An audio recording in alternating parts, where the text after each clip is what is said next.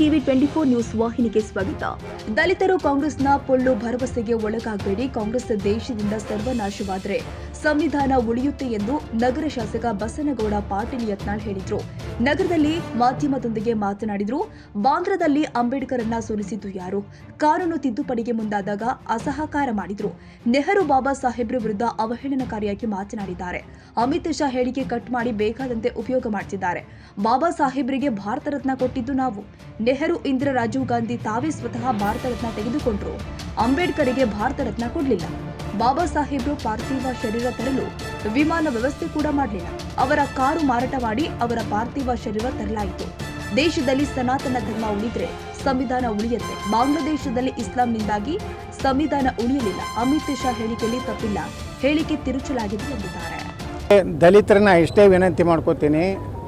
ಕಾಂಗ್ರೆಸ್ನವರು ನಿಮ್ಗೆ ಹೇಳಕತ್ತಾರೆ ಏನು, ಅಮಿತ್ ಶಾ ಅವರ ಹೇಳಿಕೆನ ಕಟ್ ಮಾಡಿ ತಮಗೆ ಹೆಂಗೆ ಬೇಕಂಗೆ ಅದನ್ನು ಉಪಯೋಗ ಮಾಡ್ಲಕತ್ತಾರೆ. ಹಾಗಾದರೆ ಕಾಂಗ್ರೆಸ್ನ ನಾನು ಕೇಳಕ್ಕೆ ಬಯಸ್ತಾ ಇದ್ದೀನಿ, ಬಾಬಾ ಸಾಹೇಬ್ ಅಂಬೇಡ್ಕರ್ ಅವರಿಗೆ ಬಾಂದ್ರಾದಲ್ಲಿ, ದಾದರ್ದಲ್ಲಿ 2 ಸಲ ಸೋಲಿಸಿದವರು ಯಾರು?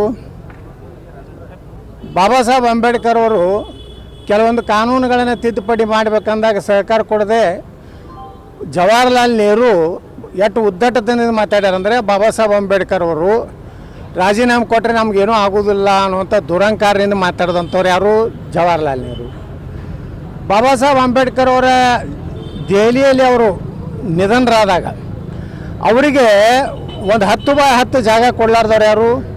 ಕಾಂಗ್ರೆಸ್ನವರು. ಬಾಬಾ ಸಾಹೇಬ್ ಅಂಬೇಡ್ಕರ್ ಅವರು ನಮ್ಮ BJPಯ ಬೆಂಬಲಿತ ವಾಜಪೇಯಿ, ಅದ್ವಾನಿಯವರು ಕೇಂದ್ರ ಮಂತ್ರಿ ಆದಾಗ ಭಾರತ ರತ್ನ ಕೊಟ್ಟರು. ನಾವು ಕೊಟ್ಟಿವಿ ಭಾರತ ರತ್ನ ನೆಹರುಗೂ ಯಾರು ಕೊಟ್ಟಿರಲಿಲ್ಲ, ನೆಹರು ಸ್ವಂತ ತಾನೇ ತೊಗೊಂಡ. ಇಂದಿರಾ ಗಾಂಧಿಗೆ ಯಾರು ಕೊಟ್ಟಿರಲಿಲ್ಲ, ಇಂದಿರಾ ಗಾಂಧಿ ತಾನೇ ತೊಗೊಂಡಳು. ಅಲ್ಲಿದಿಂದ ರಾಜೀವ್ ಗಾಂಧಿ ಇವರೆಲ್ಲ ಭಾರತ ರತ್ನ ತಾವೇ ತೊಗೊಂಡ್ರು. ಆದರೆ ಬಾಬಾ ಸಾಹೇಬ್ ಅಂಬೇಡ್ಕರ್ ಇವತ್ತು ಭಾರತ ರತ್ನ ಕೊಡಲಿಲ್ಲ. ಮತ್ತು ಪಂಚತೀರ್ಥ ಅಂತೇಳಿ ನಮ್ಮ ಪ್ರಧಾನಮಂತ್ರಿ ನರೇಂದ್ರ ಮೋದಿಯವರು ಎಲ್ಲಿ ಇಂಗ್ಲೆಂಡ್ನಲ್ಲಿ ಕಲಿತಂಥ ಅವರ ರೂಮ್ ಇರ್ಬೋದು, ಅದೇ ರೀತಿ ಏನು ದೆಹಲಿಯಲ್ಲಿ ಅವ್ರ ಪ್ರಾಣವನ್ನು ಬಿಟ್ಟಂಥ ಆ ಮನೆ ಇರ್ಬೋದು, ಅದೇ ರೀತಿ ಮುಂಬೈದಲ್ಲಿ ಏನವ್ರ ಅಂತ್ಯಕ್ರಿಯೆ ಆಯ್ತಲ್ಲ, ಯಾವ ಬಾಬಾ ಸಾಹೇಬ್ ಅಂಬೇಡ್ಕರ್ ಅವರಿಗೆ ದಿಲ್ಲಿದಿಂದ ಮುಂಬೈಗೆ ಆ ಪಾರ್ಥಿವ ಶರೀರ ತರಲಿಕ್ಕೆ ಸಹ ವಿಮಾನದ ವ್ಯವಸ್ಥೆನೂ ಮಾಡಲಿಲ್ಲ. ಸ್ವತಃ ಬಾಬಾ ಸಾಹೇಬ್ ಅಂಬೇಡ್ಕರ್ ಅವರ ಕಾರ್ ಮಾರಿ ಆ ಬಂದಂಥ 5,000 ರೂಪಾಯಿ ಹಣದಲ್ಲಿ ಅವರ ಒಂದು ವಿಮಾನದ ಹಣ ಇದು ಏನು ಇದು ಅದನ್ನು ಬಾಡಿಗೆ ತುಂಬಿ ತೊಗೊಂಡು ಬರೋಂಥ ಪರಿಸ್ಥಿತಿ ಆಯಿತು. ಇದು ನಾ ಹೇಳ್ತಾ ಇಲ್ಲ, ವಿಧಾನಸಭೆಯಲ್ಲಿ ಕಾಂಗ್ರೆಸ್ಸಿನ ನಾಯಕ ಮಾಜಿ ಸ್ಪೀಕರ್ ರಮೇಶ್ ಕುಮಾರ್ ಅವರು ಹೇಳಿದ್ದಂಥ ದಾಖಲೆ ಇದೆ. ಇದಕ್ಕೆ ಮೊದಲು ಕಾಂಗ್ರೆಸ್ನವ್ರು ಉತ್ತರ ಕೊಡಲಿ. ಸಂವಿಧಾನವನ್ನು ಇವತ್ತೇನಾರು ಈ ದೇಶದಲ್ಲಿ ಸಂವಿಧಾನ ಉಳಿಬೇಕಾದ್ರೆ ಈ ದೇಶ ಸನಾತನ ಹಿಂದೂ ಧರ್ಮ ಉಳಿದ್ರೆ ಸಂವಿಧಾನ ಉಳಿತದೆ. ಇವತ್ತು ಬಾಂಗ್ಲಾದಲ್ಲಿ ಯಾಕೆ ಸಂವಿಧಾನ ಇಲ್ಲ?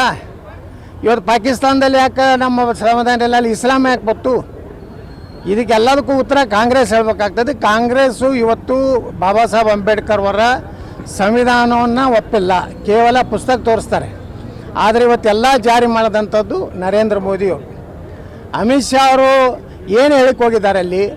ಅಂಬೇಡ್ಕರ್ ಅವ್ರಿಗೆ ಇಷ್ಟೆಲ್ಲ ಅಪಮಾನ ಮಾಡಿದ್ರಿ, ಏನು ನೈತಿಕತೆ ಅಂತ ಕೇಳ್ಯಾರ. ಏನು ತಪ್ಪೇನೈತಿ? ಆ ಹೇಳಿಕೆಯನ್ನು ತಿರುಚಿ ತಮಗೆ ಹೆಂಗೆ ಯಾವಾಗಲೂ ಕಾಂಗ್ರೆಸ್ ಇದೇ ಮಾಡ್ಕೊತ ಬಂದಿದೆ. ತುರ್ತು ಪರಿಸ್ಥಿತಿ ತಂದವರು ಯಾರು? ಸಂವಿಧಾನ ವಿರುದ್ಧ ಇಂದಿರಾ ಗಾಂಧಿ ಅಲ್ಲ. ಮತ್ತು ಸಂವಿಧಾನದಲ್ಲಿ ಜಾತ್ಯತೀತ ಸೆಕ್ಯುಲರ್ನು ಶಬ್ದನೇ ಇರಲಿಲ್ಲ, ಇಂದಿರಾ ಗಾಂಧಿ ಸೇರಿಸಿದ್ದು. ಅಂದರೆ ಸಂವಿಧಾನನೇ 73 ಸಲ ಇವರು ನೀವು ತಿದ್ದುಪಡಿ ಮಾಡಿರಲ್ಲ. ನೀವು ಬಾಬಾ ಸಾಹೇಬ್ ಅಂಬೇಡ್ಕರ್ ಸಂವಿಧಾನಕ್ಕೇ ಗೌರವ ಕೊಟ್ಟಿಲ್ಲ ಅಂದಮೇಲೆ ನಾ ದಲಿತರಿಗೆ ವಿನಂತಿ ಮಾಡ್ಕೊತೀನಿ, ಇವರ ಪಳ್ಳು ಭರವಸೆ ಇದು ಕೇವಲ ಕಾಂಗ್ರೆಸ್ ಮುಸ್ಲಿಮರ ಪಕ್ಷ, ಇದು ದಲಿತರ ಪಕ್ಷನೂ ಅಲ್ಲ, ಹಿಂದೂಗಳ ಪಕ್ಷ ಅಲ್ಲ. ದಲಿತರು ಹಿಂದೂಗಳು ಸುರಕ್ಷಿತ ಆಗಿರ್ಬೇಕಾದ್ರೆ, ಬಾಬಾ ಸಾಹೇಬರ ಸಂವಿಧಾನ ಸುರಕ್ಷಿತ ಆಗಿರ್ಬೇಕಂದ್ರೆ ಕಾಂಗ್ರೆಸ್ ದೇಶದಿಂದ ಸರ್ವನಾಶ ಆಗಬೇಕು.